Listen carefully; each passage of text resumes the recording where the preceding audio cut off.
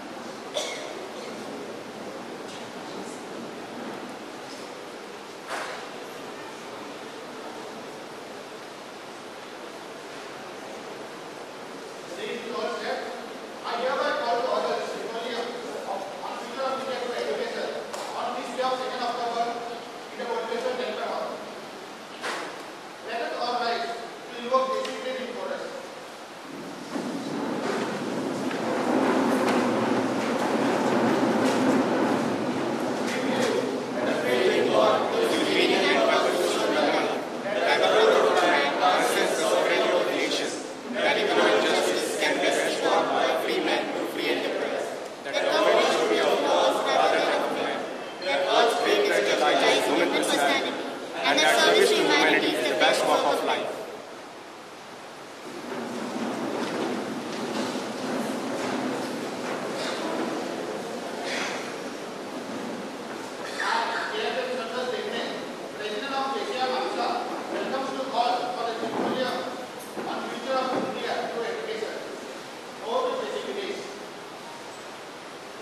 I am grateful to you, President Sir, for your earnest welcome address. A ray of light is a ray of hope. Let's all leave the darkness and step towards the bright. Now, we will have the auspicious lamp lighting ceremony as a tribute to Mother Saraswati, the goddess of knowledge. I now request all the dignitaries on the dais to light the lamp symbolically, inaugurate this symposium.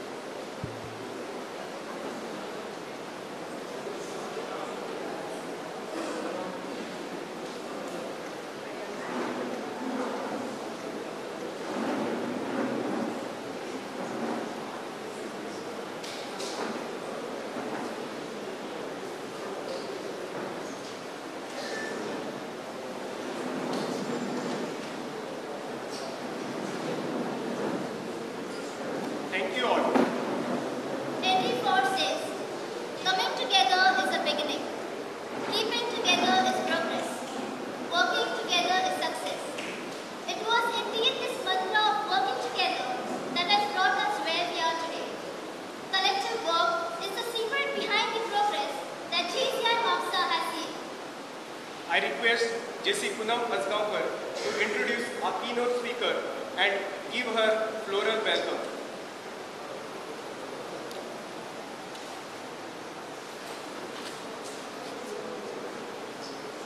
Tell me, and I forget.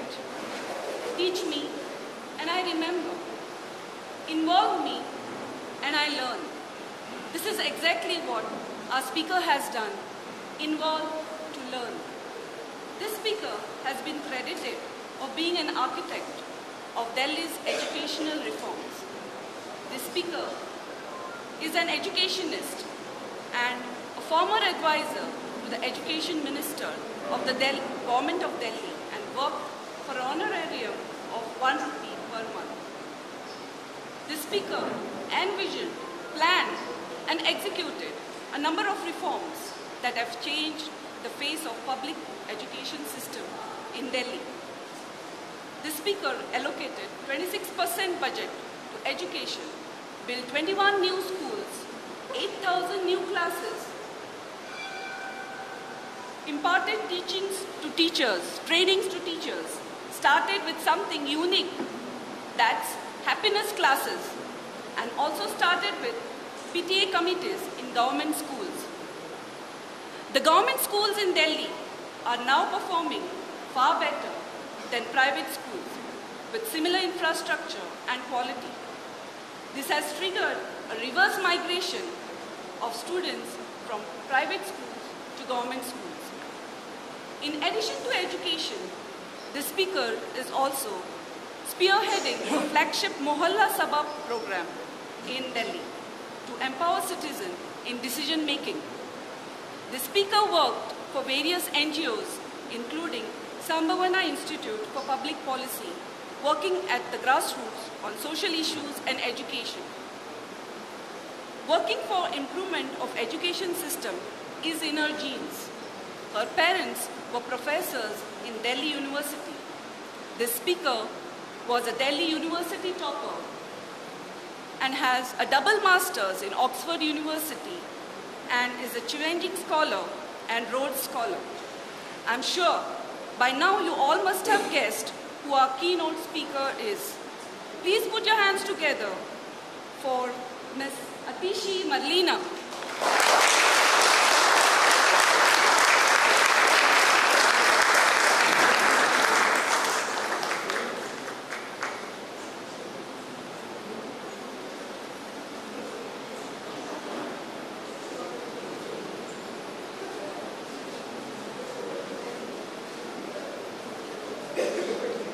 Thank you, Poonam. I request JC to introduce our guest speaker and welcome him with a floral bouquet.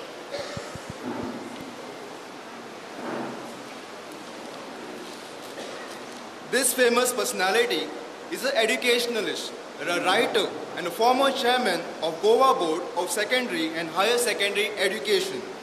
He has served as a director of State Literacy Mission and Adult Education as the Chief Commissioner of Goa State Chapter of Bharat Scouts and Guides, and also as the President of Council Board of Secondary Education. He has translated several classics into Konkani language, including the Dhammapad, the Tirukural, Bhagavad Gita, Gospel of John, and Jnaneshwari. He is the recipient of Goa State Teachers Award and the 2012 Gyan Pitkar Ravindra Kelkar Award. The Government of India awarded him the 4th highest civilian honor, that is the Padma Shri, in the year 2009 for his contribution to literature and education. Dear friends, now I present to you our guest speaker, Padma Shri Suresh Amonkar. Thank you.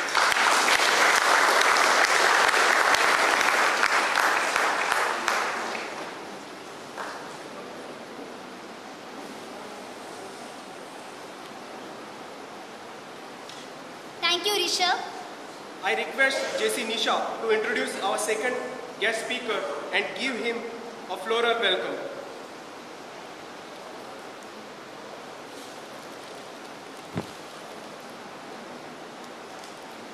He is an educationist and commentator on legal and political issues. He has served several educational institutes, especially on a principal of Government College at KEPIM, Kare College of Law in Margao, as well as couple of management institutes. He was also the State Election Commissioner of Goa. He pens regular column in local dailies and magazines. He conducts public lecture on general issues, seminars and workshops largely for teachers, parents and students. Dear friends, now I present to you our guest speaker, Mr. Tinley.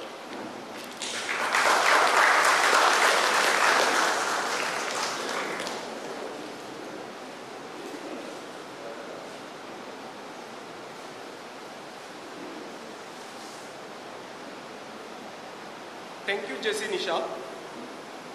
I request JC MAPUSA to introduce our special invitee and give him a floral welcome.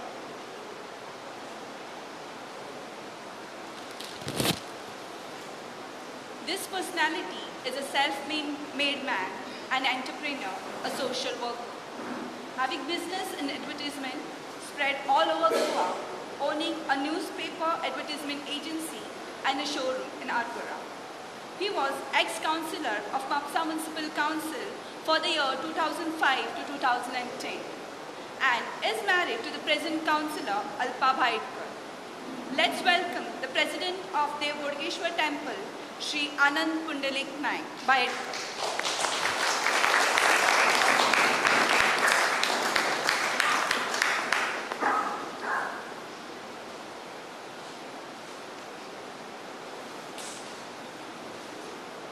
Thank you, Pooja. Education in today's world is not just teaching and learning within the four walls of a classroom. It is about creating awareness, and awareness is not only for the students, but is also for the general public. It necessitates the need to reflect and revisit issues concerning quality education, and knowledge is the first step towards any kind of change. JCI believes in investing in education, which will create a new awakening on the horizon, and thus realize the need to create awareness about quality education, and thus partnered with United Nations on UNSDG, United Nations Sustainable Development Goals, where quality education is the foremost, and we are doing our best to meet the requirements. Ladies and gentlemen, it gives me great pleasure to invite Shri Anand Bhaidkar to say a few words.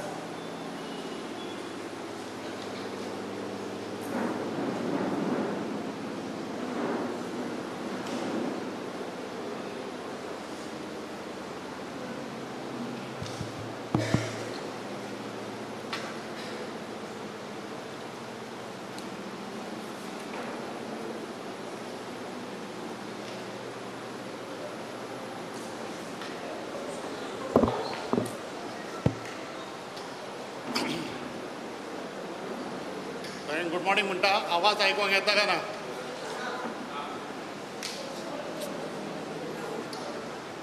Okay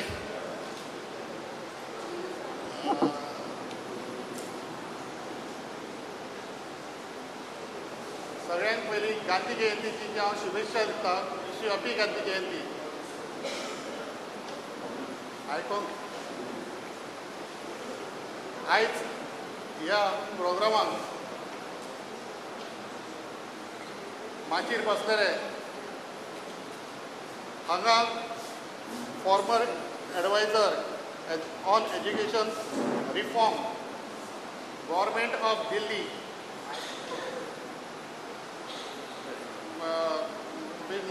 Atisha madam Atisha त्याच बरोबर हांगा x Goa बोर्डाचे chairman doctorate Suresh Ambedkar त्याचबरोबर हांगा businessman आनी social worker बसलेले प्रभाकर तिमले हांगा JCIचे president संतोष देगणे हांगा म्हज्या समोर बसलेले एल्वीस बोम म्हाजो वांगडी श्री देव बोडगेकर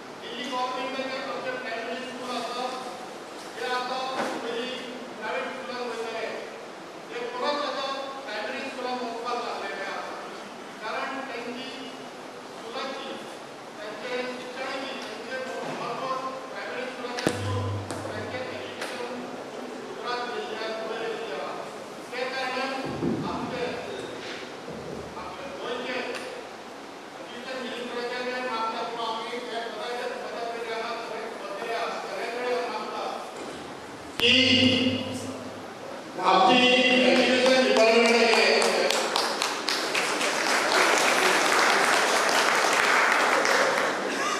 एज्युकेशन आमचे प्रायमरी स्कूल खूप गोंयांत आमचे दुर्लक्ष जाल्ले आसा आनी हेचेर आमचे लक्ष दिवचें. पयले सुवातेर भुरग्यांक आमचे कांय स्कूल पयलीं एकूय स्कूल प्रायमरी स्कूल आमचे कांयच बरें ना.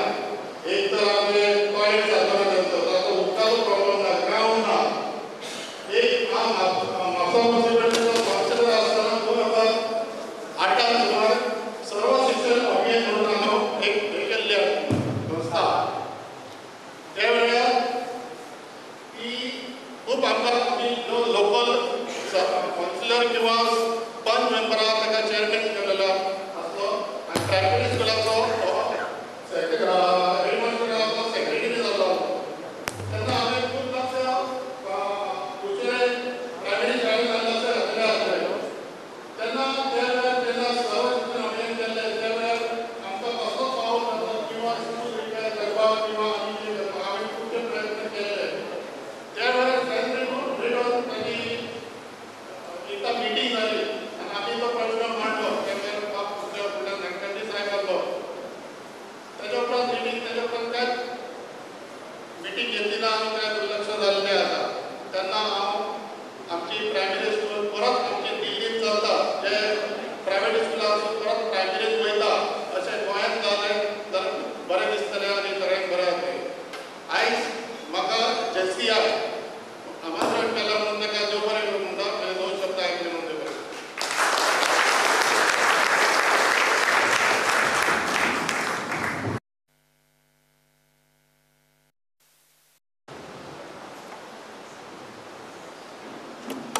Thank you very much, sir, for your valuable words and support.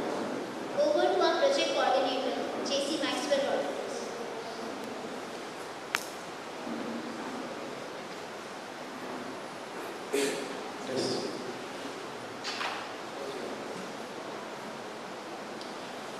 Ladies and gentlemen, I am extremely sorry for what happened just now.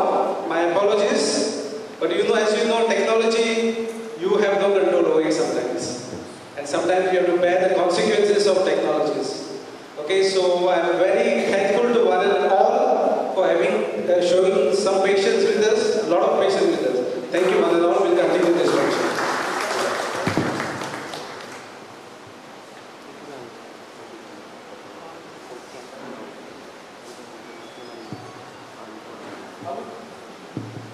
I would like to call upon Shri Prabhakar Timle sir to address the gathering.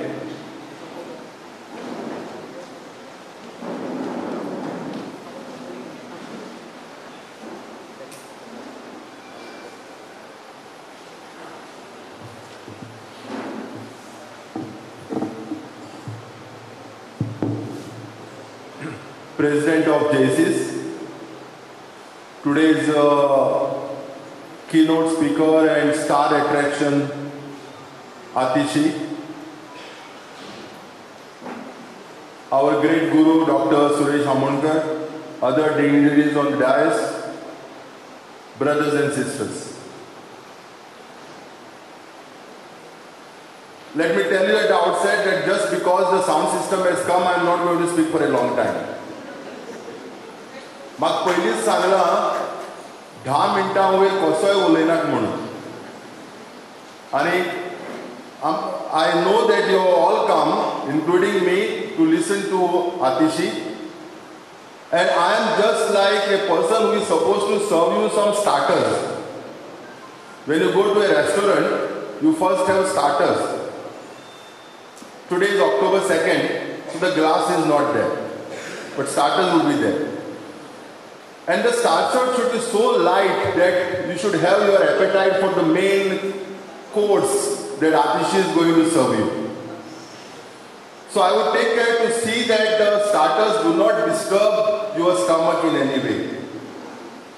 I will serve 3 starters and I will close in minutes. Friends, the topic, future of India through education. Future of any nation or any country is through education only. It cannot be through any other way. And it is possible to transform nation, transform society, transform communities through education only if education builds and infuses capabilities in youth. I based this starter on the writings of Amartya Sen, who considers absence of capabilities as unfreedom. So, another word for freedom is education. Unless there is education, there cannot be freedom. And people who do not get capabilities through education are actually unfree. Freedom has less to do with political governance. It has less to do with whether we are governed by our own popular government or a colonial government. But freedom has more to do with building up of capabilities of people and youth in the society. So the system of education would determine India's future only if through that system we can build and infuse capabilities in our students and youth. And when I speak of capabilities, I am speaking of different types of capabilities which need to be built up through education. One, of course, that everybody talks is the economic capability. Economic capability would be the 3 E's: employment, entrepreneurship, earning. And everybody focuses on job-oriented education and education for employment, shikun nokri mehna, shikshana ki devad kasa. So that is one capability which education has to build. The other capability is political capability. Capabilities of leadership, political literacy, that is awareness of rights and duties, the courage to assert rights and duties, awareness about freedoms, and political capability also means the strength and the power to engage oneself into litigation when there is trampling upon the powers of the citizens. So it is through education that we develop political capabilities. Cultural capability. Now, if you look at us, we find that, we feel that we are educated, and we are.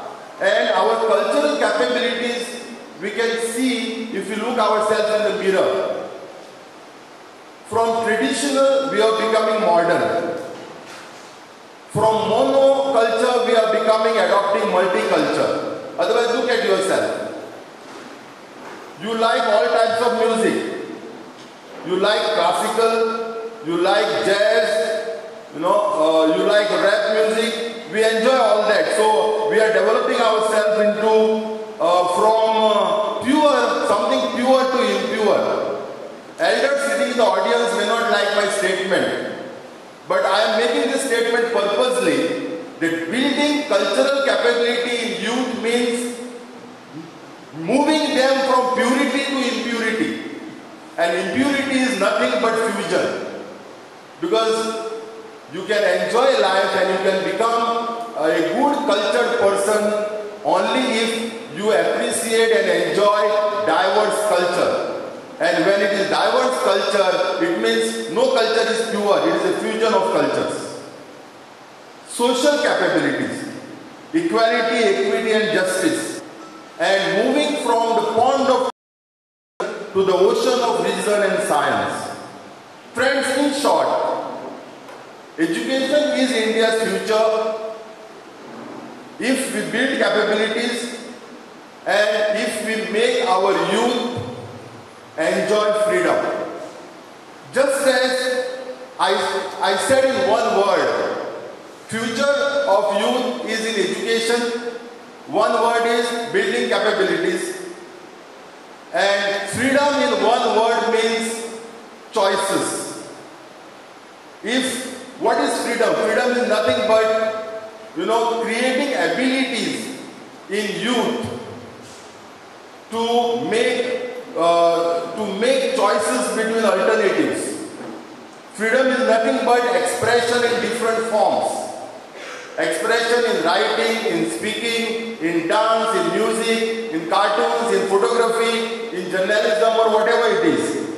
Freedom is the power to locate and relocate the self. If I can locate myself in any part of the world, I am more free than if I cannot locate myself. I mean, if there are restrictions on my location and relocation. Freedom means I have to choose my life partner, irrespective of caste and religion. Freedom means access to public services. So that is what education can build the future of the country and the future of the youth. If we are in a position to the second starter. The second starter is a little dangerous one. So you have to consume it slowly. Otherwise it may give you a kick fast. That starter is to tell you that three things will build future of India. All related to education. Education, science and technology. Nothing else, according to me. Because these are the three things which disturbs, upsets and unnerves the status quo. If you want to develop any country or any society, you have to disturb and unnerve what is existing. And three things will disturb and unnerve what is existing, that is education, science and technology. Friends, I'll just give you one simple example. Simple of technology, which all of you are carrying in your pockets. And it's a very good thing, because if you don't like my speech, you can go on WhatsApp. If you don't like WhatsApp, you can go on Facebook. If you don't like Facebook, you can go on Twitter. No? So, I mean, it gives you so much of freedom. One small thing, mobile, has upset everybody. It has upset the teachers in schools. And they are demanding that students should not bring mobiles in schools. It has upset parents. And parents are saying that mobile is spoiling the future of children. I am not giving answers. It has upset and disturbed everybody. What kind of culture is this mobile bringing? It is upsetting the youth also, because it is keeping them busy with so many distractions and so many nice things and so many bad things. It is disturbing families. It is disturbing politicians. Because anything that they do becomes viral on the mobile. You wink, it becomes viral. You hug, it becomes viral. You slap somebody, it becomes viral. You park a car, you are at a wrong place, it becomes viral.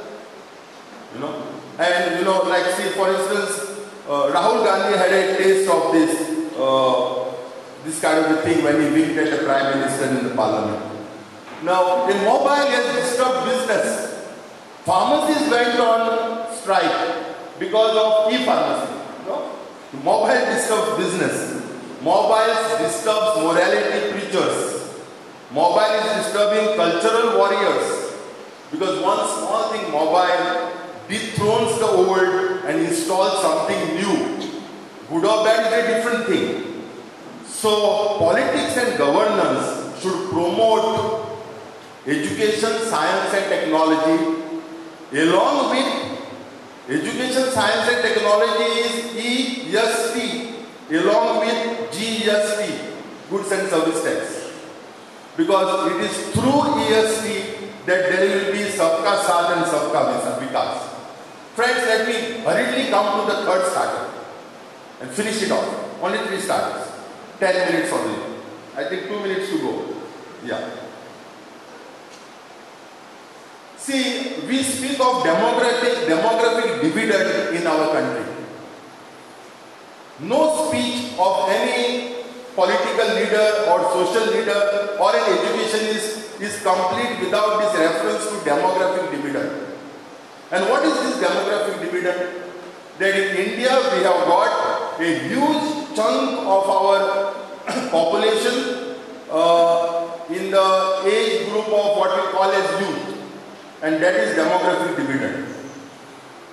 Now, dividend, this is just demography. It cannot be dividend. Because demography cannot automatically turn into dividend. Unless all this demography, this youth have access to minimum primary education of some quality, there cannot be any dividend. We are simply talking of dividend without providing quality primary education. I am not going into higher secondary education and college education. Minimum quality primary education, if you can't provide, it becomes a big problem for this demography of ours to become a dividend. Friends, at the school level, things are changing. We are on our way. It's not that things are not changing. The awareness of education is increasing.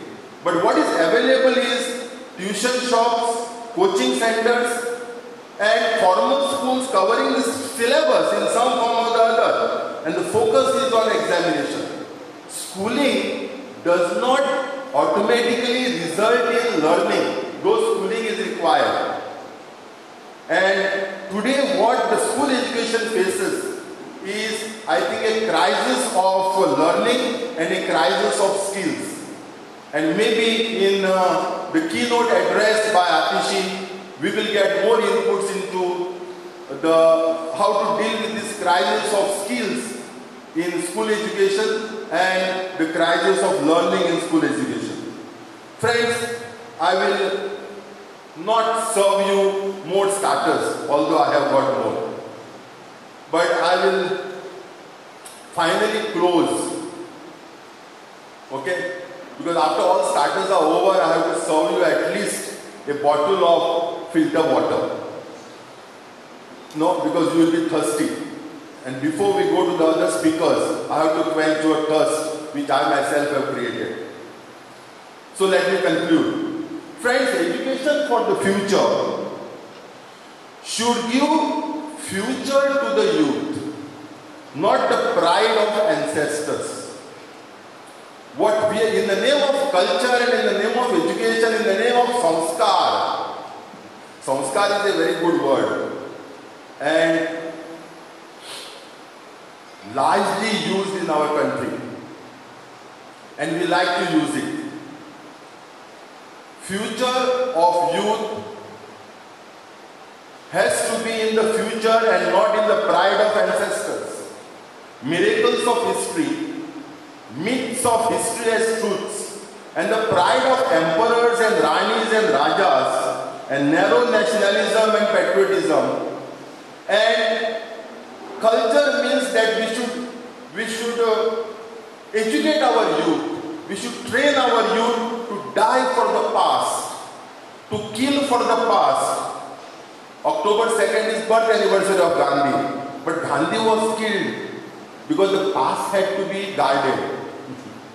A Hindu assassin killed another Hindu because according to them, Gandhi was not preserving the past. He was moving the people towards a future. So if education has to move people towards a future, then we cannot gloat over the pride of the past. We have to train you to live with the future. Friends, future is global. Future is not Indian, German, American. It's not national. It is not Goan. Future is global. Future is liberal. Future is scientific. Future is inclusive. And future is non-discriminatory. Let me close by saying, education should provide knowledge. But from where does knowledge and wisdom come? Where does knowledge rest? Knowledge can never rest in peace. Scriptures, epics, Vedas, Bible, Quran can rest in peace. Knowledge always rests in an uneasy calm. Because knowledge is afraid that today's knowledge may be tomorrow's raddi. Just as today's newspaper is tomorrow's raddi. So knowledge is always uneasy. There is a calm, but there is uneasiness. What is not knowledge and what is not knowledge always remains permanent. There is no reap for knowledge, rest in peace. And what is reap is not knowledge, because knowledge flows. and hence remains clear, whereas knowledge which is stagnant gets muddied and dirty. And if education has to be for India's future, we cannot keep such knowledge, I don't want to define it, which we call as knowledge for the future. Thank you so much. Thank you so much, sir. Certainly your address goes a long way in inspiring us to strive hard and to achieve more. We will definitely follow your ideas and experience. Your words are solace to the mind and soul. Now, I would like to call upon Padma Shri Suresh Amonkar to share his words of wisdom with us all.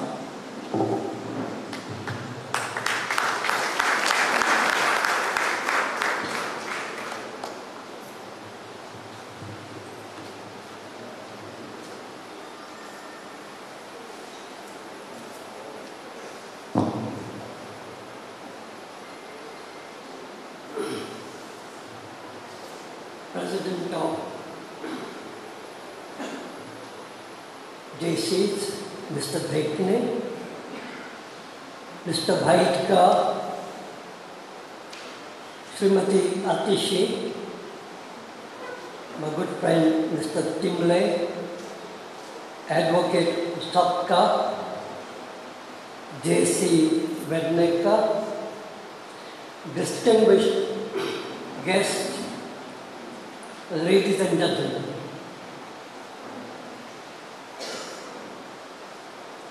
Actually, I was looking forward to listen to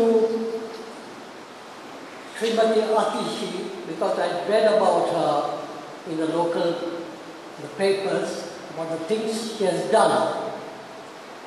And when I was invited by my good friends in JCs to participate in this seminar, I said, I will listen to her and later react to her. The topic is on change through education. The most effective instrument of change in life is education. And our education starts from the time we understand our mother speaking to us in our own language. That is the beginning of education. This informal education given by the mother and other members of the family really is very, very important, really. Because that education, that informal education, shapes the mind of the child and his attitudes throughout life. Once these attitudes are formed in life, it's very difficult to change these attitudes, which very often are done through what is known as formal education. The education we receive in the classrooms, from the pre-primary to the higher education, the university education.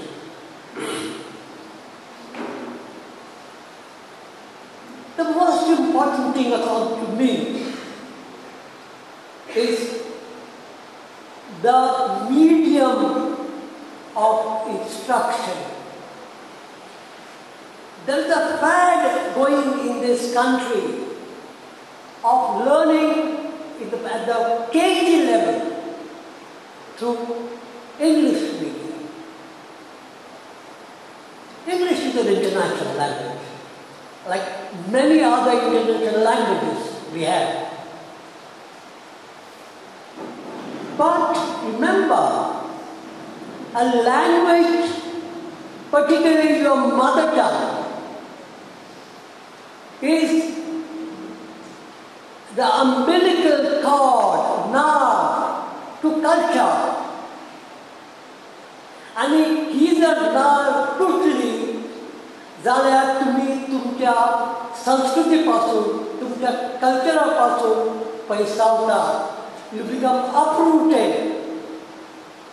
And if you are uprooted from day one, you don't know who you are, what you are, your identity, your roots, then as an informed and a cultured citizen of this country, you can never progress. KG, from KG this English starts. I try to understand what is being talked to him in English. So from day one, this child goes with a kg means I consider it a kilogram of weight. He's looking all askance. What is she talking? I don't understand. And that goes on. So I feel that not only a language, one's own language is important for one's cultural strength, but also for learning concepts. आम्ही अशें आयकलां की आमच्या भारतीय लोकांक Nobel prize मेळना. हाचें एक मुखेल कारण की आमचे कन्सेप्च्युअल थिंकींग, संकल्पना ज्यो आसतात त्यो आमच्यो सारक्यो नासतात, म्हणून आमी त्रासान पडटात. ल्हान ल्हान भुरगीं उलयतात, समर्थपणान उलयतात, एलोक्वेंटली उलयतात, फ्लुएंटली उलयतात in their own languages. The moment they go into the English medium school, ती मोनी जातात. ह्या लक्षात आमी दवरूंक जाय. So for me, the most important aspect of change is learning through your own language. The moment you master your own language, you can master any number of languages of the world. In France, they teach in French from KG till PhD. England, the same thing. Russia, Japan. But unfortunately, आमी दुर्दैवी लोक आनी हे चल्लां हाजेर विचार करूंक जाय. पालकांनी चड विचार करूंक जाय. एकटो करता म्हणून दुसरो करता हें बरोबर न्हय अशें म्हाका दिसता.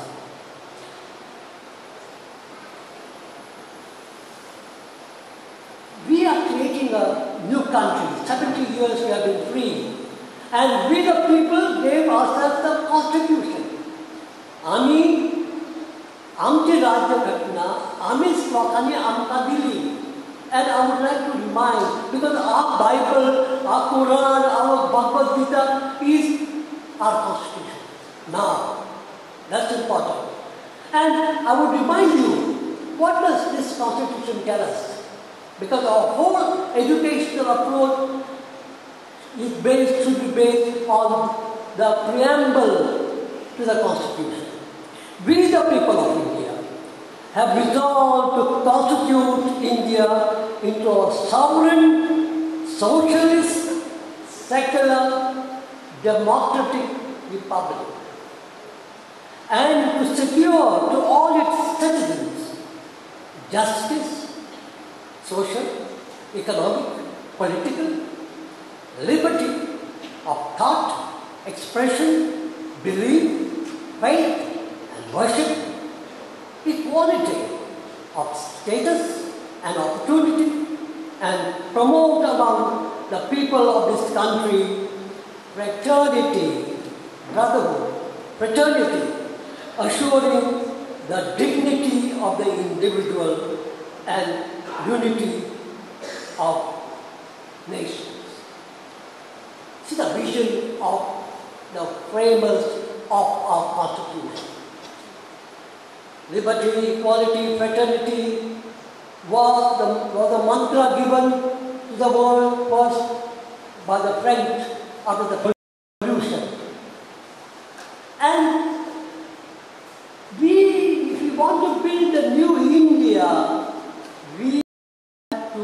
commit ourselves through our educational process to realize these objectives stated in the preamble of the Constitution. See the tragedy, stark tragedy of our democratic polity. आमचा मुख्यमंत्री जर तो अमक्या जातीचो, अमक्या जातीचो नाका, कित्याक म्हज्या जातीचो. Forgotten. Everybody is equal. So भुरग्यांक शिक्षण दिता आसतना we have to tell them that you are first an Indian and last you are Indian. The caste factor, you know what we said? He how truly he put it. What a कठीण. कित्याक तो मनीस न्हय. आमी मनशाक वालोर दिना, आमी मनशाक वालोर दिना. आमी तो खंयच्या जातीचो ते विचारता. तो म्हज्या जातीचो आसा जाल्यार answer. When we educate and bring about a change, this is the most important change we have to bring. And हे जातीचे प्रकरण इतले भयानक आसा. हांव आफ्रिकेक 4 वर्सां शिकयतालो मोम्बासा. आनी तो म्हाका तो मनीस सांगता वेगळेचो, सुरेश बा पळय बरो पॉप्युलर म्हणून आयकता, पूण काज आमी जावची ना आमची ब्राह्मणांची चड आहा. 500 वर्सां क्रिश्चन धर्म हांगा आयलो गोंयांत, तरी आमचे लोक जात विसरनात म्हणजे कितें? See the tragedy. So that has to change, I feel, very strongly. And change has to come about through democratic means. Lot of countries change has been brought, and effective change has been brought. Brought about change in Germany. Stalin brought about change in Russia, and Mao Zedong brought about change in China. Very strong leader, but the change was brought about through violence. Mao did some great things. The Long March brought about the freedom of China, the poor Chinese people. He made Mandarin in all the schools, which we could not do. Because when Hindi was made, could not be made compulsory because there was opposition from the southerners, particularly Tamilians. Mao killed 20 crores of people to bring about change. 20 crores, remember, not 1 or 2 crores. Of human dignity. We in India bring about changes through democratic means, through persuasion, through common consent. That is important, not through violence. I pay my homage to Gandhiji today, Gandhi Jayanti. Unfortunately, we remember Gandhi mostly on 2nd of October and 30th of January. We have to remember Gandhiji every day, every moment, because he was a great educator. He talked about Nayi Talim, basic education, where the head, the hands, the heart, the mind, the body, all work together. His basic education ideas, Nayi Talim ideas could not be implemented by our educators because they lacked the vision and the capacity. They couldn't understand. It had the seeds of what is called skill education, vocational education. Just imagine. Because Gandhiji was an original critical thinker or student. So I can go on and on. But I would only say this, that life changes, world changes. We have to train our people to accept change, adapt to change. That should be our education. Today, information technology, routers have changed the whole aspect of the world. Mobiles have come. People are becoming introvert because when 6 friends sit together, they are busy with their mobiles. They don't talk. They don't communicate.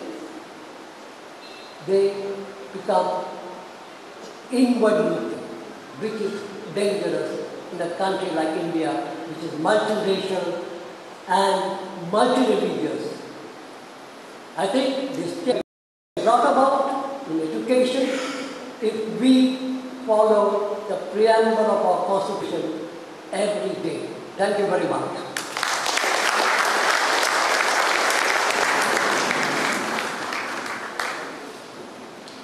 Thank you for sharing with us your knowledge and experience.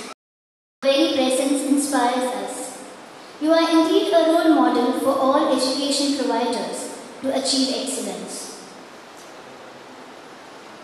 Good afternoon, all of you. Now is the time for which we all keenly waiting for.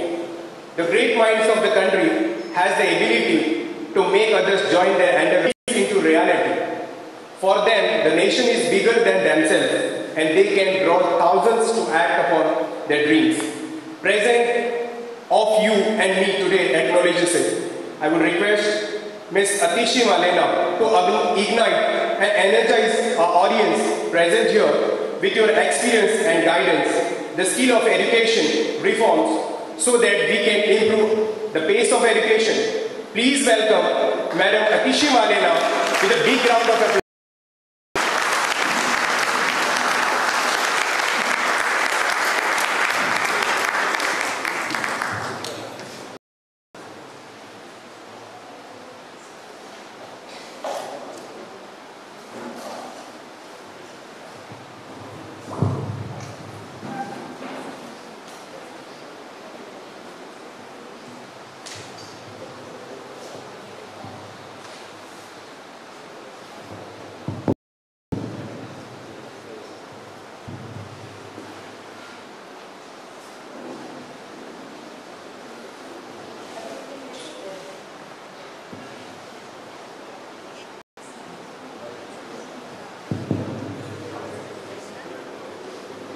I'm okay with it.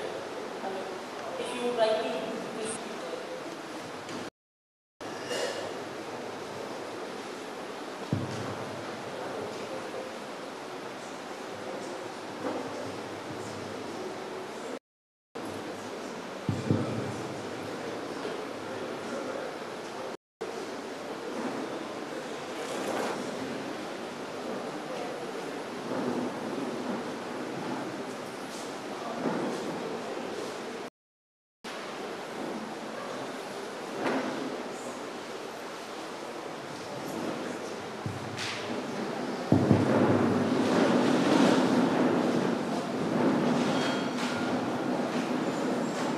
Today seems to be a day of technical delays.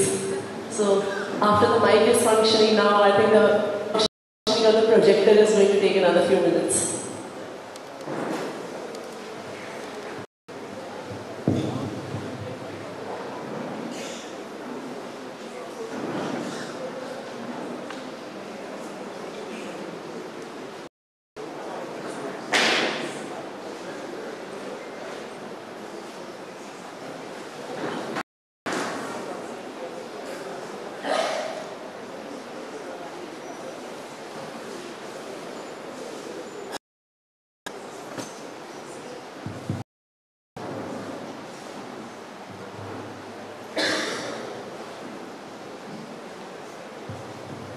Okay, so while the projector is being set up, we start the conversation and then how long do you think?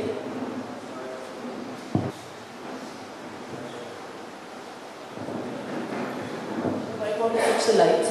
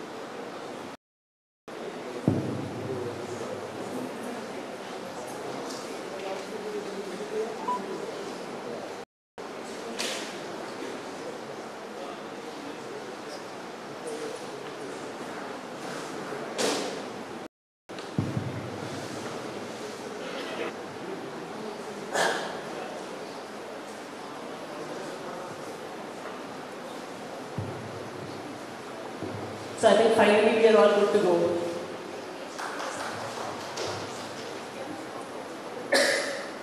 There are no more dignitaries left on the dais, so it's very difficult to say good afternoon to them. Good afternoon everyone here, and thank you so much for waiting patiently while technical glitches. Today's symposium is on the future of India through education. And I'm here to share some of the experiences that we've had in Delhi in transforming education, especially government school education, public education. But before I start, there's one question I'd like to ask the audience. How many of you have studied in government schools? Quite a lot of people. How many of your children study in schools? Much lesser, 1, 2, 3. So we had about 50 people in the audience who themselves have studied in government schools. And when I asked about your children, we are down to 10% of that. There is around 5 or 6 people who send their own children to government schools. And this is the reality of government schools all over the country. That anyone who is today sending their child to a government school is sending them to a government school because they have no choice. They are sending their children to a government school because they do not have the ability to pay the high fees of a private school. And in Hindi there is a phrase, "Dil pe patthar rakh ke bhej rahe hain," knowing the fact that their child is probably going to have no future because their child is going to a government school. And so what we have done in our country is that we have divided all our children into 2 groups. There's 5% of children who study in high-end schools, often high-fee paying schools, extremely high-quality education, who probably get world-class education, who after studying in private schools across the country can straight get admission into universities in England, universities in America. And then you have a very large segment of children who are studying either in government schools or budget private schools, who are getting extremely poor quality education. Who are, one of the former speakers was talking about a crisis of learning, that there are children who are going to school year after year, but don't even know how to read and write after having. So when we are talking about the future of the country, I think what we have done is that there is a large segment of the population whose future and destiny gets decided at the time they are born. That if you get admission into a good private school, then your future is set. From nursery to IIT to your pay package with lots of zeros. And if you are going into a government school, then it's known right from the beginning that तुम्हारा तो कोई खास future है. And so when children also come into government schools, they know the fact that हम तो second class citizens हैं. We don't have a future. Future is only of those kids who study in these swanky private schools. So, okay, you can go back. So in 2015, when, although I don't want to make a political speech, but I have to say this, that when the Aam Aadmi Party government was formed in Delhi, one of our core agendas was that we would improve the quality of government school education. Because we felt that the future of the children of Delhi and the future of the city and the country depended that every child should get access to high quality education irrespective of their ability to pay. But I think that when we made this promise, in all honesty, if I was to say now that I don't think we had any idea how we were going to do it. We had made these bade waade in our manifesto that we are going to make government schools better than private schools. But when the government was formed in 2015, and we actually started going into a lot of the government schools and seeing their condition, I think we were also horrified. And we were also quite worried that we have made all these big promises in our manifesto, but how are we actually going to fulfill them? And the state of government schools was really worrying. I always say this whenever I am speaking about government school education and the reforms that we have done. That I still distinctly remember the first time I went into a Delhi government school. And the minute one entered the gate of the school, the first thing you noticed was the smell of the toilet. The toilet would be about 50 meters away. And at the gate of the school you could smell the toilet. And that really says everything about what the school is like. If you cannot ensure that the child gets a clean toilet, that the toilet is clean, that it has running water, forget about the fact of high quality education. And the very toilet, which is smelling and unclean and dirty, because of a shortage of classrooms, you also have outside that smelling toilet 40 children sitting and there's a class running outside of it because there's not enough rooms for the children to study in. And so government schools were in a very bad shape. There was no running water, toilets were not functional, blackboards used to be often broken, children very often did not have desks that they would sit on, fans were broken, windows were broken, lights were broken, teachers were often outside class, students were often outside class. And in Delhi what happens is because of a shortage of land, you have schools that run in two shifts. So in the morning you have a girls' school and in the second shift you have a boys' school. In the boys' schools especially, the timing of the second shift is 1 p.m. to 6 p.m. But the school timing would not run depending on what time the administration said. The school timing would often run depending on the time of trains from areas outside of Delhi to nearby those schools. So when the train from Faridabad or Palwal would come to Delhi, the teachers would come. When the train would leave, the teachers would leave. And so I think that when we started in 2015, what we saw was a really worrying state of schools. So one of the first things that we decided was that there's so much of a crisis, we'll have to improve things one thing at a time. And one of our first areas of focus was actually improving the infrastructure of schools, increasing the infrastructure, and just basic maintenance, making sure that schools were clean. When we first came in, this is what an average classroom of a Delhi government school used to look like. In fact, this is actually not an average classroom because this classroom at least has desks. And the fans are straight. Otherwise, usually the fans would also be broken and there would be very few desks. This is what a corridor looked like. This is what a toilet looked like. And we felt that there was a need, as I said, that when a child comes into a school that looks like this, when a child comes into a school that's broken, where everything is not functional, from the minute the child enters the school, they know the fact that I am a second-class citizen. And I have no future in this world. It's only those children who go to these shiny, smiley schools with nice uniforms, nice buses, nice buildings. They are the ones who have a future. So we decided that every school is going to be well maintained. Every school is going to have high quality infrastructure and we are going to make sure that that infrastructure is well maintained. Anyone who has seen government construction also knows that all government construction looks the same. Whether it's a school, whether it's a hospital, whether it's an office, whether it's a slum rehabilitation project, there's a special design that government engineers have that makes sure that all homes look like matchboxes. And that's what schools also used to look like. So we also felt that students really need to be given a high quality environment so that they have a sense of confidence. Second, cleanliness was a major thing. I think in the first few months, we really just spent a lot of our time making sure schools were clean. Mr. Manish Sisodia, who's our education minister, would visit schools on a regular basis. And forget the quality of education, forget what was being taught in the classrooms. I think our major focus used to be, are there any cobwebs? Are toilets functional? Why is there dust on the desks?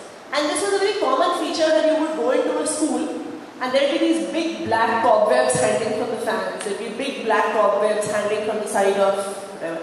And so we got into the habit of every time we would walk into a school, we would first start looking at all the cobwebs on the roof and all the dust on the floor.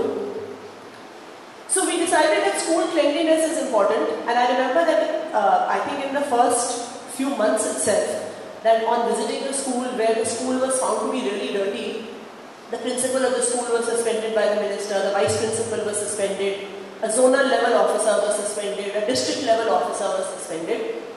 And when we started taking action against officers for schools not being clean, everyone said, school ganda hi to hai, isme aisi kaun si badi baat hai? And I think the unstated fact which no one actually said, but what was subconsciously in everyone's mind, was that these are poor children who are coming to these schools anyway. Their homes are dirty, these children are dirty themselves. Why do we really need to worry about how clean these schools are? And I think for the first time when the government started asking questions about schools being clean, about officers, action being taken of officers because schools were not being cleaned, was the first time that government officers, government teachers, government principals started feeling that schools actually need to be cleaned up. And I sometimes used to joke in that first year when we used to be in our office that I think we don't work in the education department, we work in the sanitation department, because this is all we used to talk about. Jale hai ki nahi hai, how many bottles of Harpic do you need, how many bottles of phenyl do you need to make sure that toilets are clean, how many sanitation workers do you need to make sure that a school with 1,000 students can be cleaned up.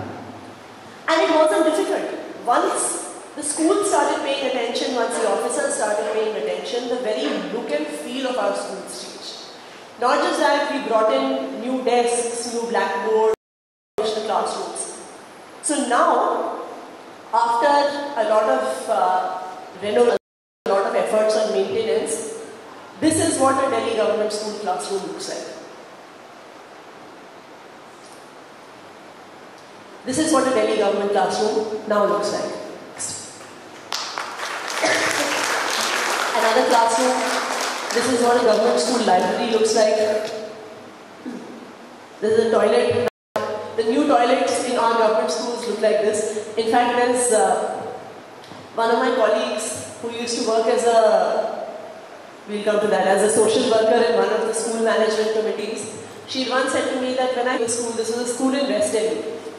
So her phrase was कि जब शुरू में school में जाते थे Nizamuddin railway station की तरह लगते थे. कहते हैं अब हम स्कूल जाते हैं तो मेरे घर के टॉयलेट की तरह लगता है. And not just that, even in terms of sports facilities, government schools have high quality sports facilities that are being built. Several schools have swimming pools, athletic tracks, international level hockey fields. There are new labs. Schools have been given auditoriums. Next. I think that the greatest impact that a lot of this change in infrastructure had was on the self-confidence of the students and the teachers and everyone who was working in that school. I think for the first time, students, teachers, principals began to feel that hum bhi kuch hai, that we are also worth something. And I remember that one of our school principals had once said in a program like this, she was a compare in an education department program, and she had once said that earlier whenever she would go for any social gatherings and anyone would ask her what is it that she does, she said, I used to be very embarrassed in telling people that I'm a government school principal. So I would hide the fact that I'm a government school principal and I would only say that I'm a school principal. But since the schools have started changing, she said, if anyone asks me what I do, I say with a lot of pride that I'm a government school principal. And I think this is what I personally was never seeing infrastructure myself. I used to feel initially that we are also overdoing it a little with all these smart boards and these fancy desks and stainless steel railings, etc. But I've actually seen how the body language of children has changed who are studying in these schools.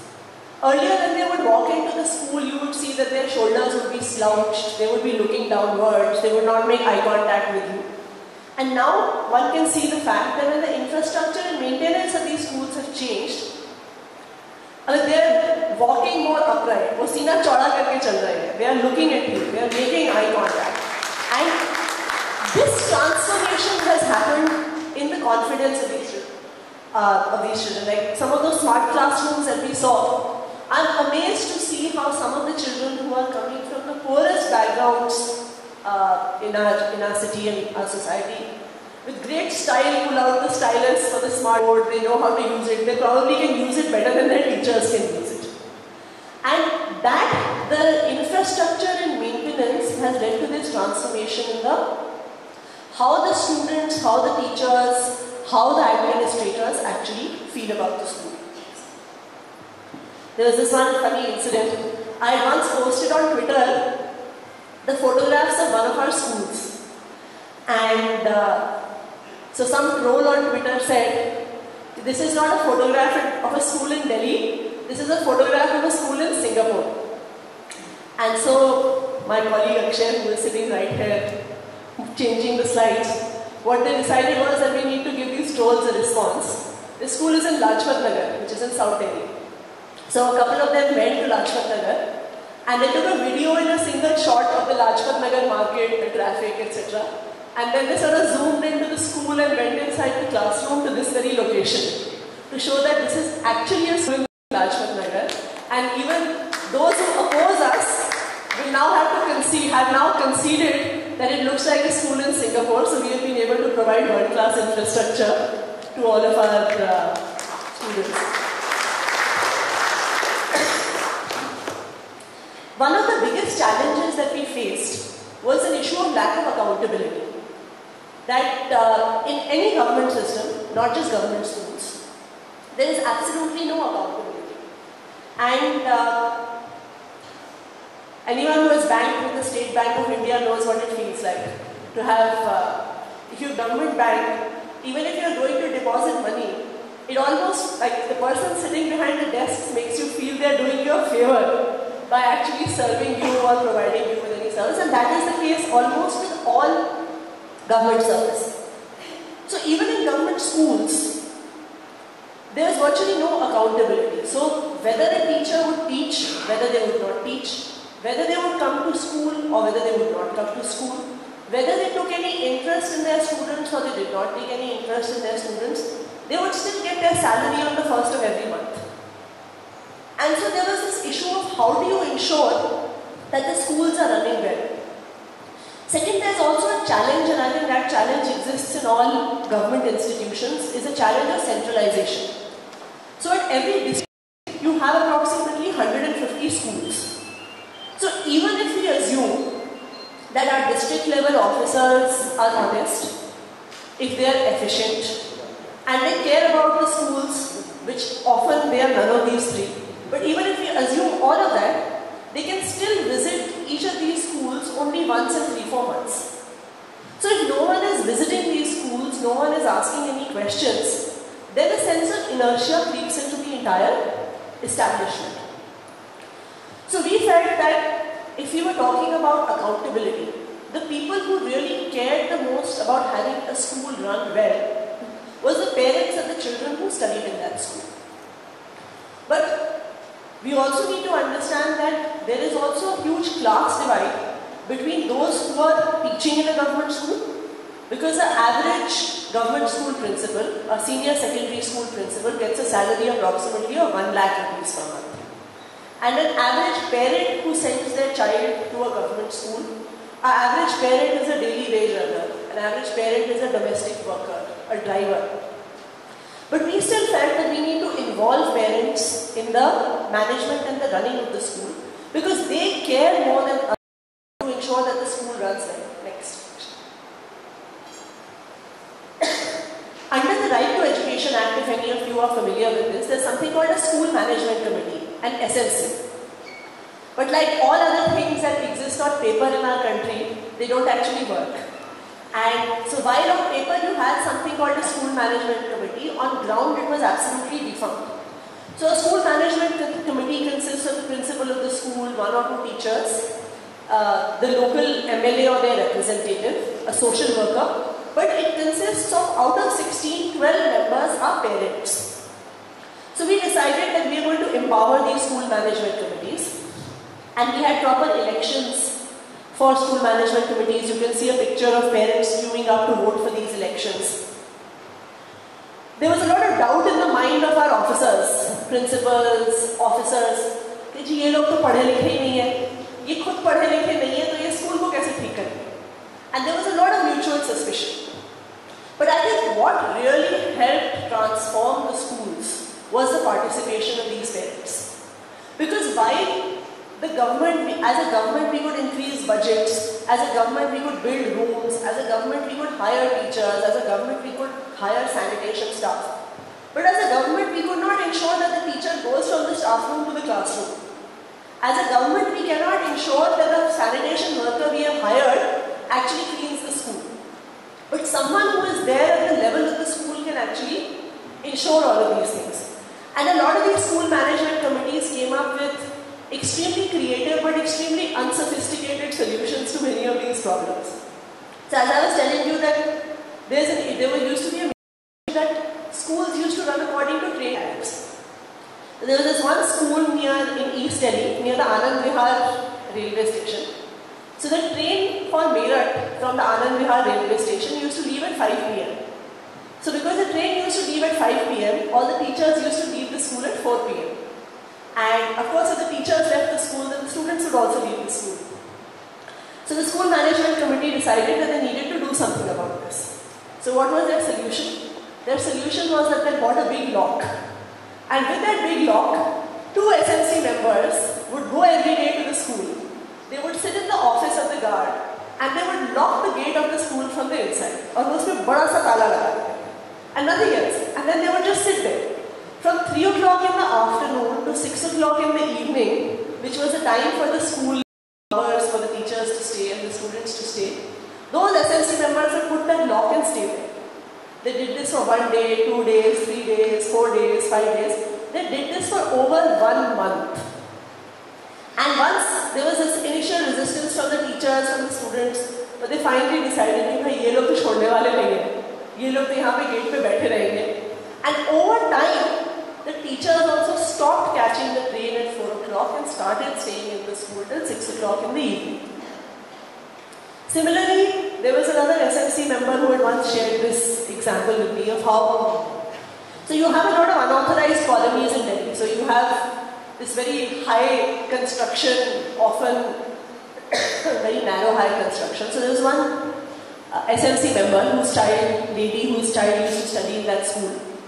And she was, I think she herself was not educated. But she used to tell me that how her house was directly overlooking the school. And she said that, and I'll narrate this, does everyone understand Hindi? Yes? Yeah. So she said, कि जब मैं अपने घर का काम कर रही होती हूँ, मैं जब घर की सफाई कर रही होती हूँ, तो मैं बालकनी में जाके देख आती हूँ कि स्कूल में सब कुछ ठीक चल रहा है कि नहीं चल रहा, कि बच्चे टाइम पे आए कि नहीं, टीचर टाइम पे आए कि नहीं. Then she said, जब मैं खाना बना रही होती हूँ, तो उसके बाद मैं एक बार देखाती हूँ कि असेंबली टाइम से शुरू हो गई कि नहीं, कोई बच्चे क्लास से बाहर तो नहीं है, कोई टीचर क्लास से बाहर तो नहीं है. And she says कि अगर कुछ गड़बड़ होती है, तो मैं अपनी सीढ़ियों से नीचे उतरती हूँ और सीधा स्कूल के अंदर चली जाती हूँ. So just the fact that you had someone who cared, who would spend that half an hour every day making sure that the school was okay, actually changed the atmosphere and the culture of the school.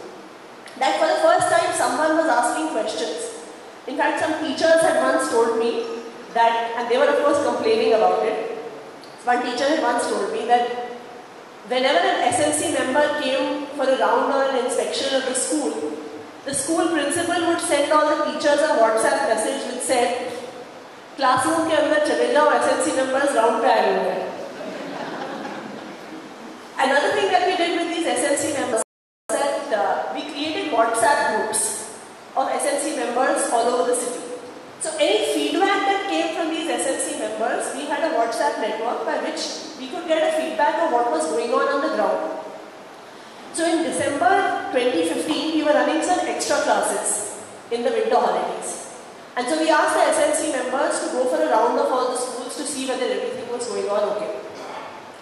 And this was December, January, yeah. So one SMC member went into a school and he took a photograph of the attendance register where on 5th of January, the teacher had already signed for 5th, 6th, 7th, who then sent a district level officer into that school. So, the SLC member took the photograph and within 15 minutes, a district level officer had reached the school to inspect the register. And this caused a sensation amongst the entire schools because all schools began to think that every SLC member Manish Sisodia ko janta hai. So they felt that there was these 16,000 SLC members who can get a message across to the minister if there is something not functioning on the ground. And so these SLC members really, school by school, actually helped change the culture and increase the accountability at the ground level. Next slide. This is one of my favorite photographs. I always show this because here is an SLC member.